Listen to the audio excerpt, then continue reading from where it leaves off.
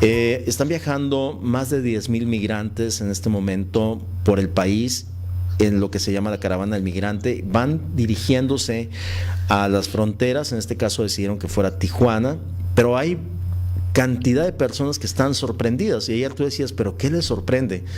En Altar había 1,000 migrantes viajando diariamente hacia la frontera y no era nunca hubo esta reacción. ¿Qué está pasando de tu punto de vista, tú que eres un experto en este tema? Bueno, esto es un fenómeno que es diferente en el punto de cómo está organizado, ¿no? Y creo que, o sea, si vemos las cifras, por allá por el 2014 comenzó a incrementar la migración de centroamericanos hacia Estados Unidos, sobre todo en los países de lo que se llama el Triángulo del Norte, como Guatemala, Honduras y El Salvador, por una combinación de motivos, ¿no? Que tienen que ver con la violencia, tienen que ver con el crimen organizado, con las pandillas, también tienen que ver con la pobreza, también tienen que ver con la persecución por orientación sexual de muchas personas en estas comunidades. Eso se empezó a ver, y se empezó a ver que la migración de los mexicanos comenzó a revertirse, a bajar y llegar a un número prácticamente récord por lo bajo, ¿no? Entonces creo que eso viene a cambiar la dinámica en México.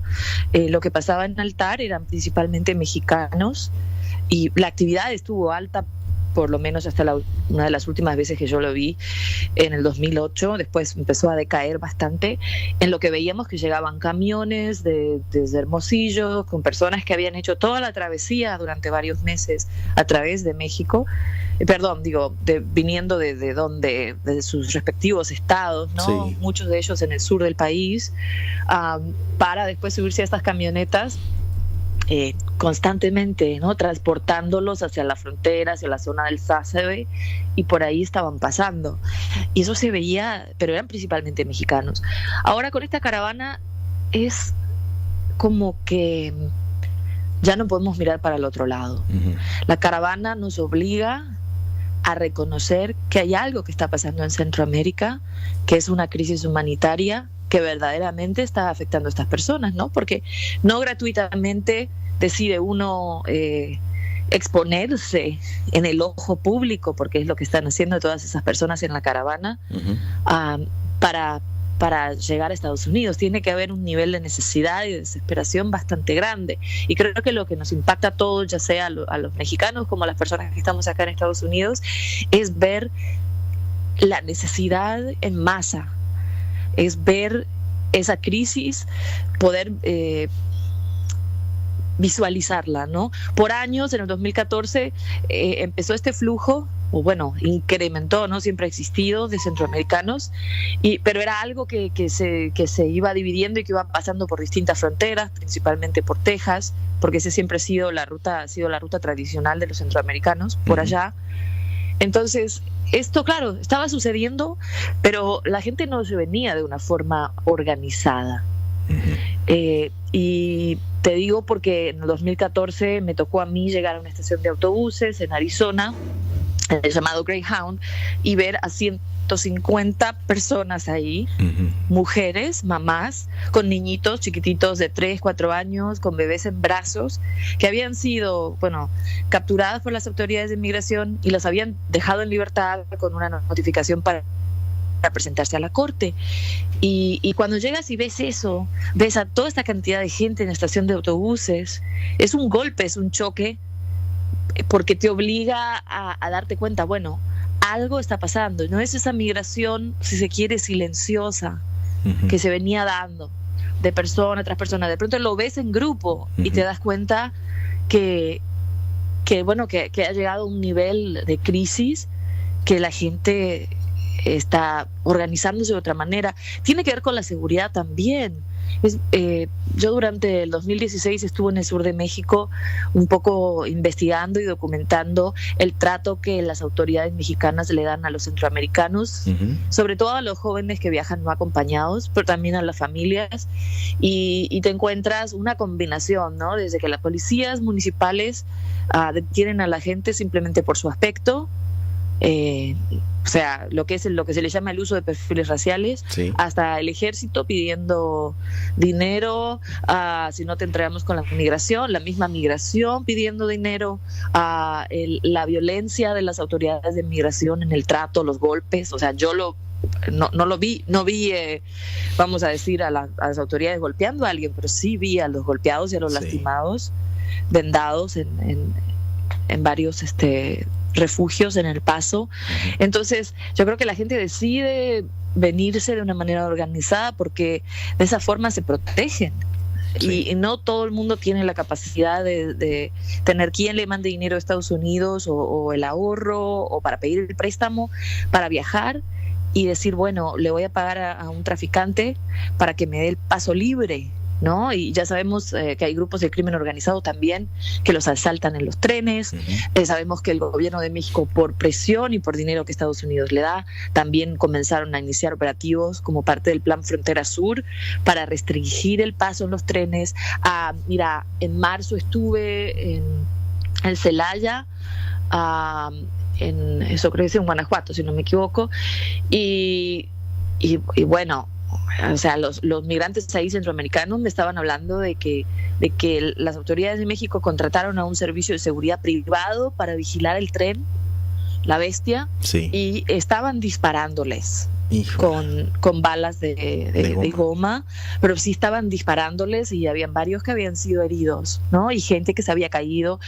Y bueno, obviamente te toca conocer también a las personas que lamentablemente perdieron una pierna, Sí.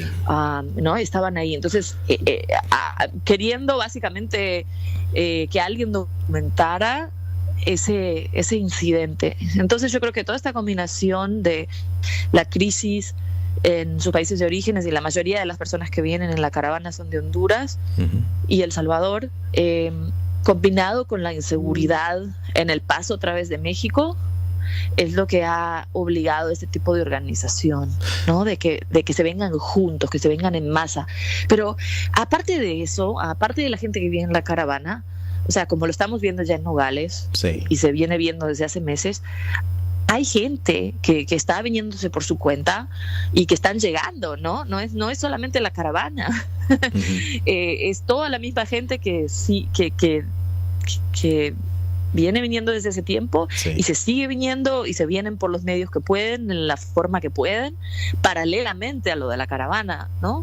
O sea, nos enfocamos en eso porque es lo más visible, pero está también esta migración paralela. Y que Caborca es un punto importante porque aquí llega el tren, aquí hay una casa del migrante, aquí está más o menos organizado, y sí llama mucho la atención, Valeria, el hecho de que efectivamente el migrante generalmente viaja prácticamente invisible, que no se note su presencia en lo más mínimo, pero esta caravana viene a ser como un reflejo con rostros, con voces, con una situación humana increíble de sufrimiento en muchos casos, y lo que llama la atención es ¿qué va a pasar con toda esta gente? Están llegando a Tijuana, seguramente se va a saturar, van a decidir también tomar Nogales, esa ruta, después tendrán que tomar Agua Prieta, y cada uno de los puntos donde hay, ahora sí que unos pues puntos donde pueden pasar, ¿no?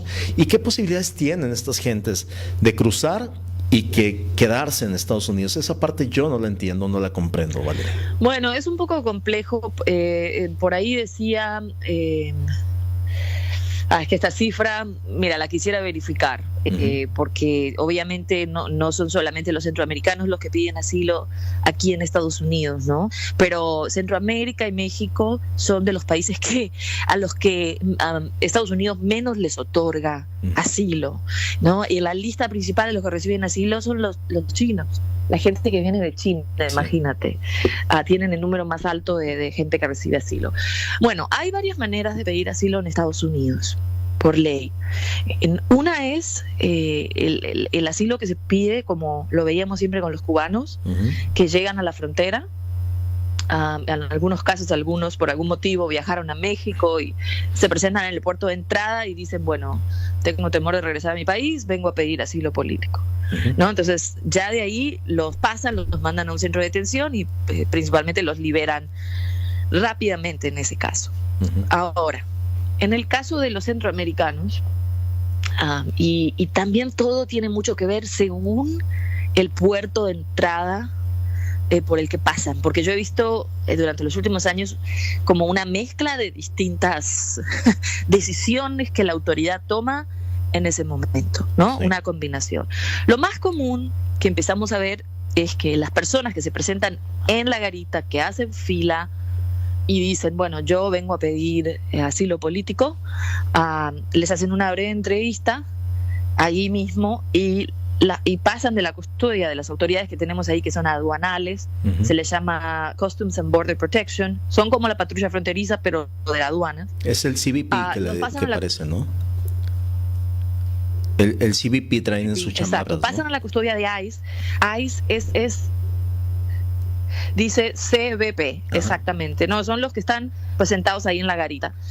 Y que ahora vamos a ver también miembros del ejército, pero esos no son los que hacen la pregunta, pero vamos a ver, se está viendo por todo el país, en los puertos de entrada, presencia de la Guardia Nacional, del ejército.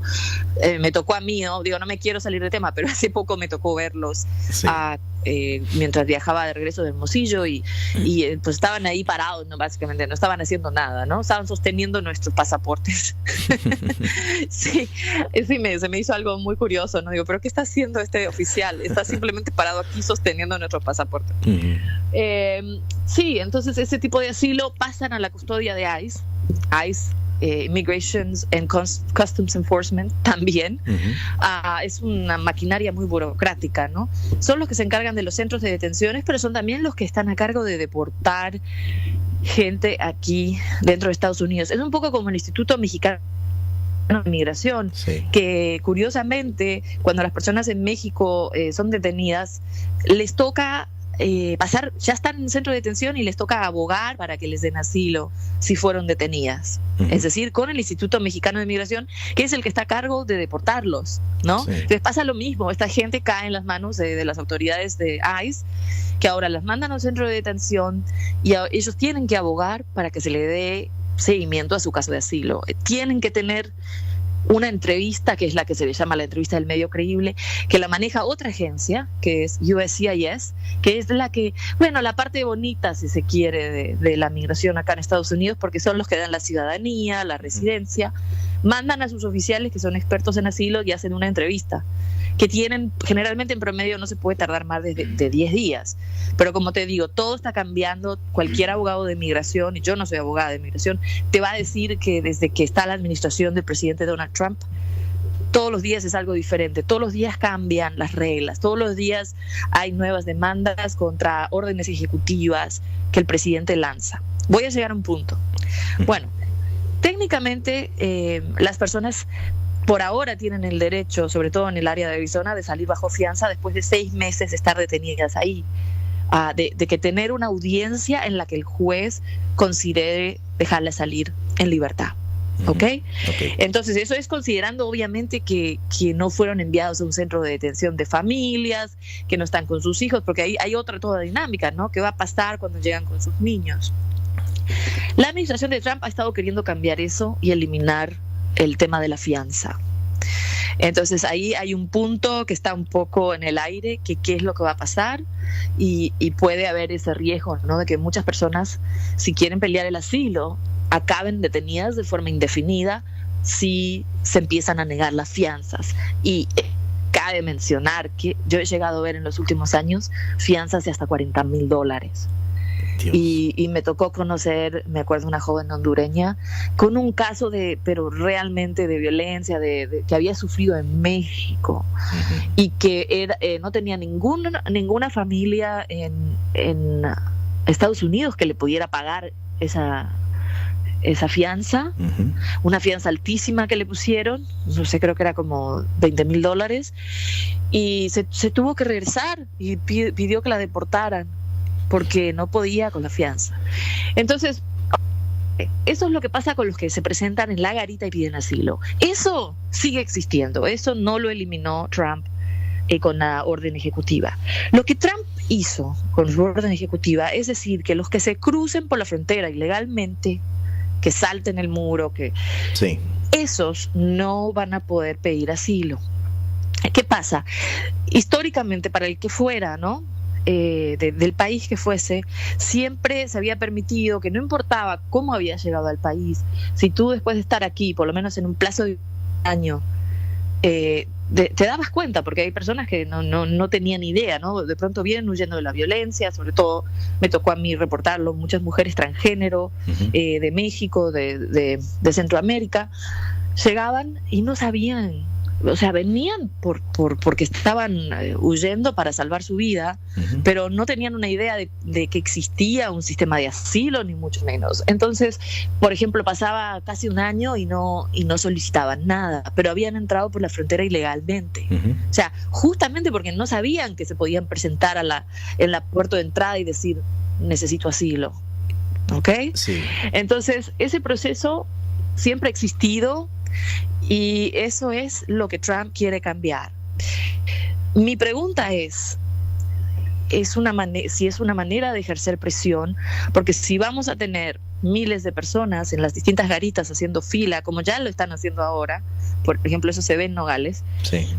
Que es donde yo estoy más familiarizada, ¿qué pasa? Claro, la gente, me imagino, llega a un punto que comienza a desesperarse de estar esperando ahí y dicen, bueno, me cruzo por la frontera. Porque ¿qué pasa? Los que se cruzan por la frontera y no son detenidos por las autoridades, ¿qué pasa? No tienen que pasar tiempo dentro de un centro de detención.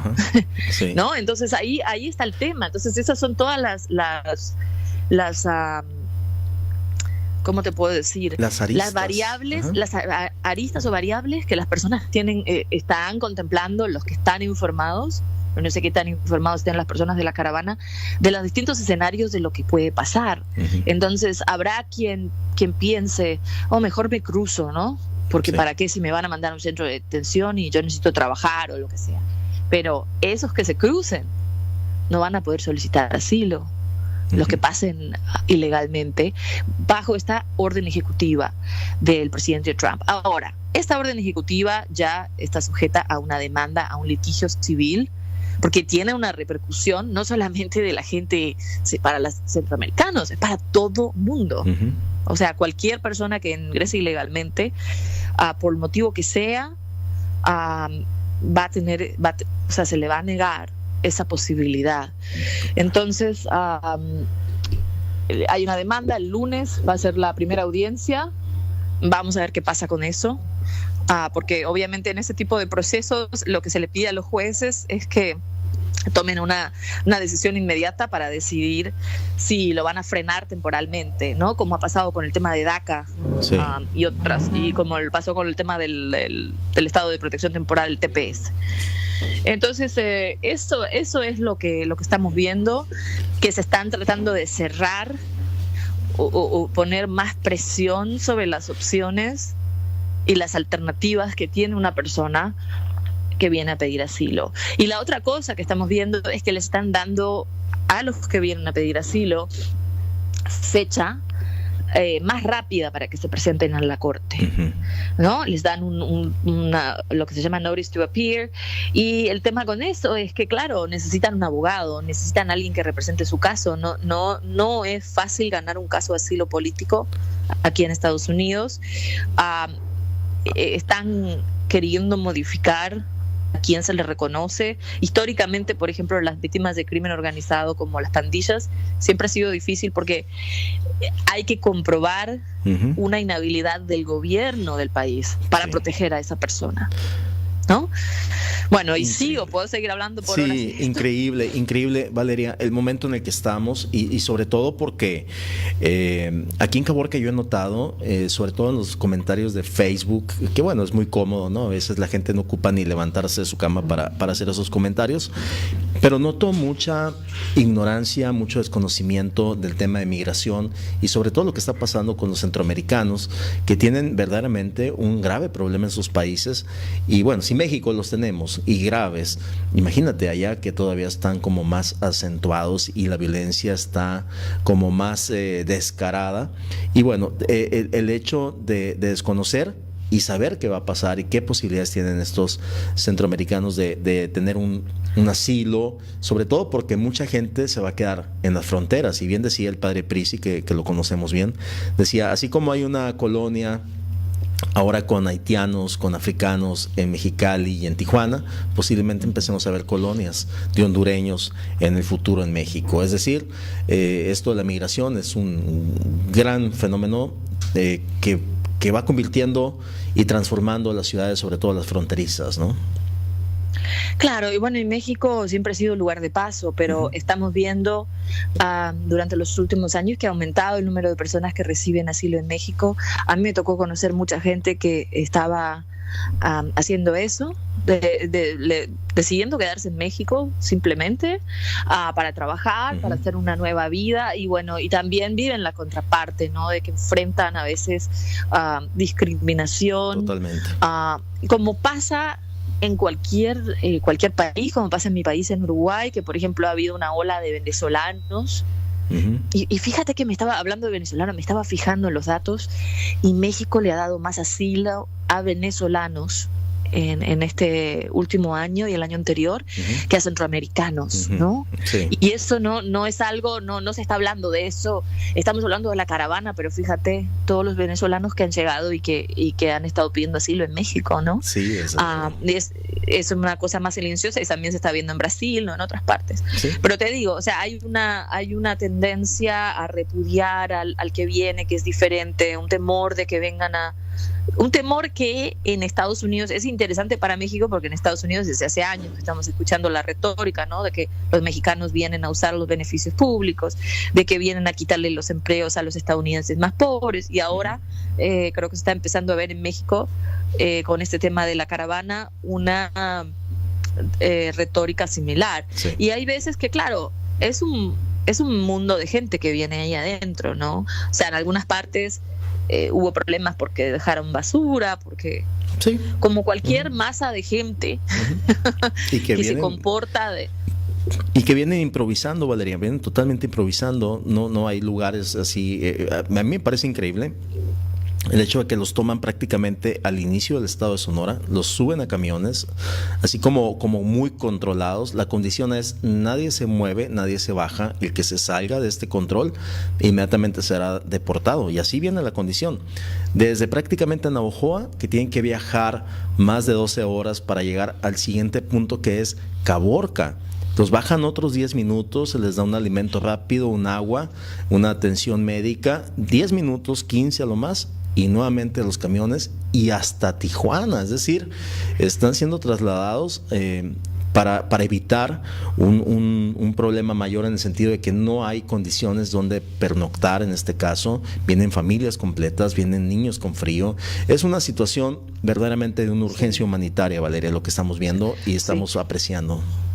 ¿Viste lo que te envié esta mañana? Sí. Te compartí algo que un colega, Pedro Ultreras, que ha estado haciendo un trabajo excelente, periodista de Univisión, ha estado acompañando la caravana por el último mes, y la verdad que sí pueden seguir su página para que vean realmente momento a momento lo que está pasando, de que hay, bueno, ahora en este momento miles de familias en Navojoa que no se acabó el agua en el Oxxo, no tienen comida, no tienen agua, están suplicando, están en una situación así de necesidad tremenda. Sí, 3 días, Valeria, claro, 3 días, o sea, tienen. Sí, exacto. Entonces, digo, eso es algo que está pasando, que es real. Imagínate también, como decías tú, los niños que van adentro de esa caravana, lo que han vivido, lo que han visto, y lo que no habrán visto en sus países cuando tuvieron que salir, ¿no? Como me hace acordar mucho a la situación de los refugiados de Siria, ¿no? Totalmente. Y también la retórica que ha surgido a raíz de esto, ¿no? Que a veces también se repite dentro de los medios de comunicación, es tremenda. Yo creo que no hay que perder la perspectiva, hay que mirar y preguntarse qué es lo que ha estado pasando en Centroamérica. ¿Qué relación tiene Estados Unidos? ¿Cuáles son los acuerdos comerciales? ¿Cuáles son los acuerdos de apoyo a los gobiernos? ¿Cuál ha sido la injerencia política? ¿A qué parte le toca a México también? Claro. ¿No? Como vecino, y realmente ver esto como una problemática regional. No existimos en el mundo separados nos hacen querer creer, ¿no? Estamos todos interconectados. Totalmente. Si tu vecino se le está cayendo la casa abajo, a ti te va a afectar. Claro. Y no porque tú tengas tu casa bonita vas a decir, bueno, a mí no me importa. O sea, se está desplomando algo en Centroamérica y a México le impacta y a Estados Unidos le impacta y están queriendo emparcharlo. Por lo que me estás diciendo es como que México dice, bueno, ya está, que se vayan para Estados Unidos. Exacto. Eso es lo que quieren, déjenlos pasar, ¿no? Sí. Ya está, vamos a darles un empujoncito para que ya se vayan, ya no es nuestro problema, que Estados Unidos lo resuelva, ¿no? Esa es la idea. Y Estados Unidos es, no, atrás, ¿no? Como vamos a poner unas barreras acá, no se quieran pasar. Y esa orden ejecutiva de que no van a dar asilo y todo, fíjate cómo confunde, ¿no? Porque se hace un mensaje muy grande y el público estadounidense está escuchando de que no van a dar asilo porque se cruzan ilegalmente la frontera. Pero, perdón, ¿quién dijo que toda la gente se está cruzando ilegalmente la frontera para pedir asilo? Hay colas de gente paradas en las garitas, esperando. Ese es el proceso. No digo, sí hay gente que se cruza el Río Grande y se entregan con las autoridades de inmigración, etcétera, etcétera, etcétera. Pero hay gente que también está haciendo cola en esta vez para entrar, o sea, están en fila. En esta vez, Valeria, yo veo a la gente, esta ocasión yo veo a la gente muy aleccionada, muy bien asesorada y saben perfectamente lo que tienen que hacer. No creo que estén pensando la gran mayoría en hacerlo ilegalmente. Van a hacerlo como está en la ley, como tienen posibilidades reales. No va a haber nada más ilegal. Yo creo que eso, por ahí va la cosa con esta caravana migrante. Sí, ahora también la otra pregunta es la capacidad, ¿no? O sea, en realidad, si te pones a pensar desde un punto de vista humanitario, ¿qué sentido tiene enviar más miembros del ejército cuando lo que se necesita es más oficiales de aduanas para que puedan entrevistar más gente, para que puedan escuchar sus casos y para que puedan agilizar ese proceso burocrático, ¿no? Entonces es todo es como una manera de manipular el discurso, porque lo estás quitando de otro lado, estás quitando la atención de lo que es la realidad y lo estás enviando hacia hay que mandar el ejército con esta gente y es un poco también asustar, pero instigar también, ¿no? Porque hay, me imagino, una variedad de opiniones entre la gente que viene en la caravana y habrá quien se siente instigado, imagino, que se siente ofendido o lo que sea y que tome, o sea, obviamente no es una cuestión homogénea, ¿no? Cada quien va a tomar su decisión y van a pasar muchas cosas. Totalmente de acuerdo. Valeria, ¿qué manera? Aquí están diciendo Dora María Guerrero, ella está escribiéndonos y nos dice exactamente, Luis Ernesto, hay mucha ignorancia sobre el tema. Me alegra que Valeria esté compartiendo tanta información, sobre todo bien fundamentada. Gracias, y luego te pone un corazoncito. Yo creo que de verdad una experta como tú nos ilustra mucho y nos da muchas luces de lo que está pasando, podría pasar y ya ha pasado. Entonces, Valeria, te agradecemos enormemente esta oportunidad y conforme se vaya desarrollando, ojalá tengamos oportunidad de platicar en torno a este tema que está teniendo ahora sí que unas dimensiones pues fuera de lo común de mi punto de vista. Bueno, les recomiendo mucho que sigan para estar en México la página del periodista Pedro Ultreras, que les está, no lo digo por hacer una publicidad gratuita, pero realmente minuto a minuto está trayendo la información. Es alguien que ha estado siguiendo esto desde muchos años atrás, conoce muy bien la problemática, ha seguido este recorrido de los niños centroamericanos, de las familias. Entonces